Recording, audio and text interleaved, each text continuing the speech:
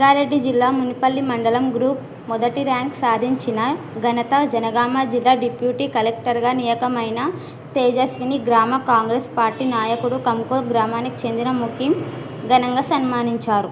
మునిపల్లి మండలం కంకోల్ గ్రామానికి చెందిన సంగయ్య స్వామి ప్రసూన దంపతుల కుమార్తె.